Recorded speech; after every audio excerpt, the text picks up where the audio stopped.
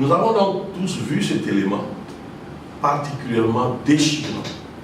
Or, il ne montre qu'une infime partie de la souffrance de notre Seigneur et Sauveur Jésus-Christ.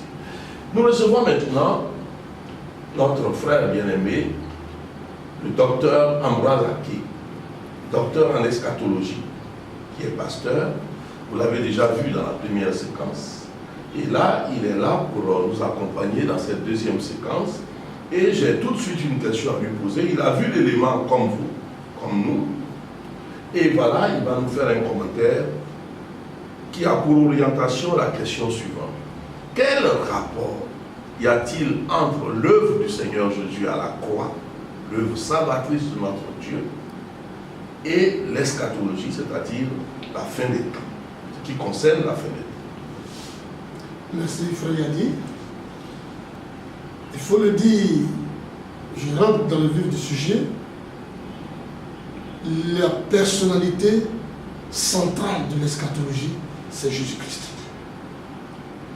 Jésus-Christ est la personnalité centrale de toute l'eschatologie. De ce fait, ce que nous avons vu, cet élément que nous avons vu, est nécessaire pour le salut de l'humanité. Parfait. Très nécessaire. C'est la seule option que Dieu s'est choisi pour sauver l'humanité.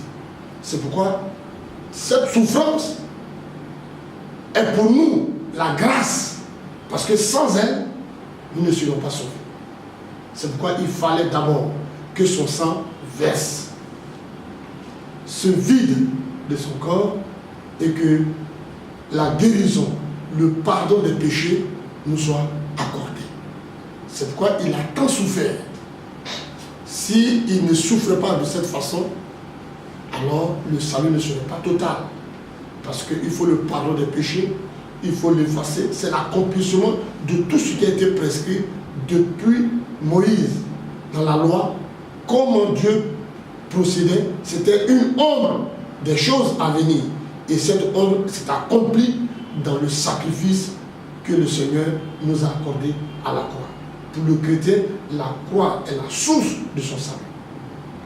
Donc, si je comprends bien, et je crois que c'est cela, il est venu, il a accompli cette œuvre merveilleuse à la croix, dans la souffrance, dans une souffrance indescriptible, mais une œuvre merveilleuse pour l'humanité. Et donc, il lui donne le salut. Maintenant, quand il va revenir, est-ce que ce sera dans les mêmes conditions? Parce que l'eschatologie, ça prend aussi en compte son retour. Son retour. C'est surtout ça même qui est le problème de l'eschatologie. Quand l'eschatologue que vous êtes voit qu'il va revenir bientôt, et est-ce que c'est dans les mêmes conditions que quand il est venu pour le salut? Ah non. La première condition, il vient pour s'offrir en sacrifice, oui, pour le rachat de l'humanité. Oui. Mais la deuxième venue, il vient dans une condition différente. Bien sûr. Il vient dans une condition de gloire, de juge, pour voir, après le sacrifice qu'il a accompli gracieusement, pas gratuitement, mais gracieusement à la croix, qui sont ceux qui vont l'accepter, qui sont ceux qui l'ont reçu, qui ont ceux qui ont reçu le sacrifice qu'il a offert à la croix. Là, il vient pour juger, pour trier, pour voir ceux qui l'ont accepté et ceux qui l'ont rejeté. C'est très important. Très important. Ça signifie que pendant qu'il est encore temps, il faut que tous ceux qui hésitent, qui ne savent pas ce qu'il a enduré pour nous, et qui sont en train de le découvrir au travers des images que nous avons montrées tout à l'heure, que tous ceux-là, maintenant, prennent leur engagement, leur décision, parce que la prochaine venue de Jésus, ça sera une venue pour un jugement. Il faut donc être du bon côté. Insister là-dessus, lancer un appel. Oui, c'est pourquoi la Bible dit que sans tenir compte des temps d'ignorance, le Seigneur annonce à tous les hommes de se repentir. Il n'aura plus de grâce, mais il aura la justice. Or, la justice dit que celui qui a cru au Seigneur est sauvé. Celui qui n'a pas cru est condamné. Voilà qui est clair. Voilà qui est clair.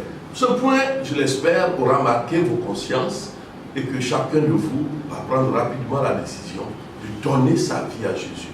Ce n'est pas compliqué, il s'agit simplement de se mettre à genoux ou de prendre une attitude d'humilité et de reconnaître que notre vie jusqu'à ce jour n'a pas été conforme n'est-ce pas, à ce que le Seigneur veut, n'a pas été à la hauteur du sacrifice qu'il a consenti pour nous. Une fois qu'on l'a reconnu en toute humilité, qu'on lui a demandé pardon, eh bien, on peut réclamer son sang si on connaît la portée de son sang, ou lui demander simplement d'être maintenant, n'est-ce pas, pour nous, notre Sauveur et notre Seigneur personnel.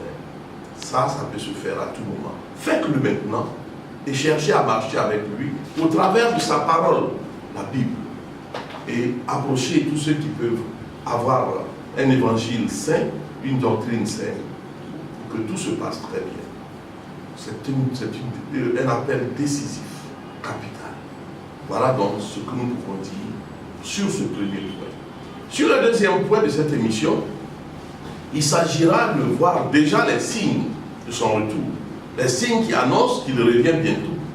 Et le premier signe que nous avons choisi de vous montrer est un signe politique, n'est-ce pas? Et ce signe politique s'est produit comme par une heureuse coïncidence au moment même où nous faisons ces enregistrements.